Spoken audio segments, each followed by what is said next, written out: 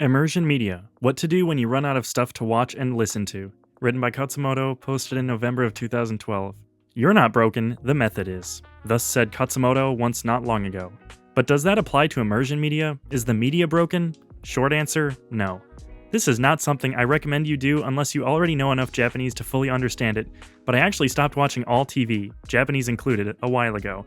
It's not like I gave up glowing screens altogether.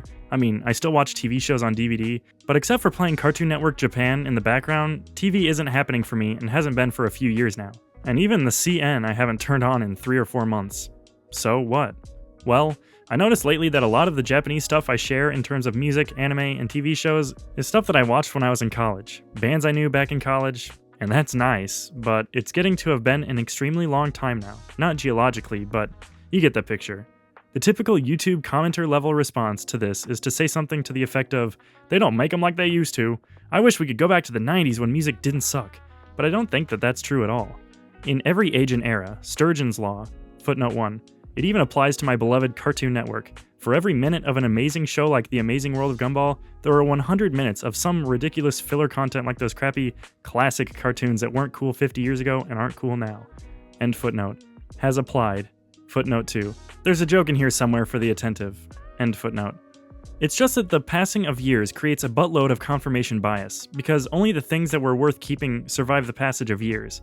Movie stars weren't better back in the day, movies weren't better back in the day, it's just that we only remember the good ones. 1970s music wasn't any better than 1990s or 2000s or 2010s music.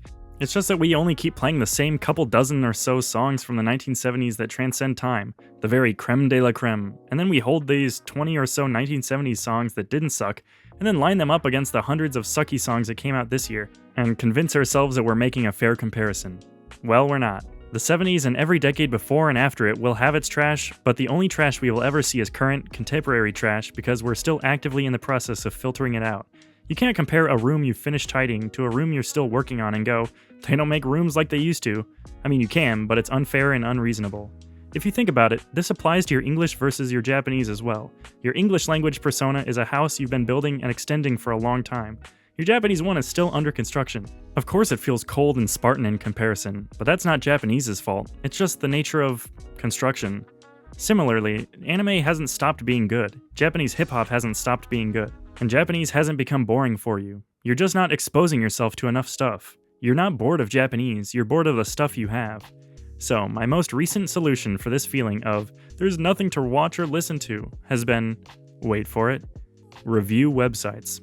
I feel guilty writing to you about this because it's one of those things that's just like, duh. It's so painfully straightforward that it doesn't seem like it would need saying. But if experience has told me anything, it's that the very things that seem plainly obvious to one person are a revelatory kick in the nuts to another. Case in point, watching American movies dubbed into Japanese was an obvious choice for me. I knew it was cool, I knew it would work, I knew it would be awesome. But it appears to have never occurred to 99.9% of the gaijin in Japan, even those who are more or less actively trying to get used to Japanese. Ditto leaving the TV running all day and all night. So, with all the bloviation and discussion out of the way, here are some of the review websites. Footnote 3. Yes, this is the answer to the question suggested by the post title. Took a while, huh? Yeah, bite me, smiley face. No, don't bite me, that's just unhygienic. End footnote. You might want to look into them next time you're feeling at a loss for media to consume. Narrator's note, the rest of the article is a list of review websites that Khatzumoto recommends. A few of these are dead domains that lead nowhere, but most are still alive if you're curious. Since reading through links is kinda useless, I'll just leave a link to this post in the description as always and end the article here. Thanks for listening as always.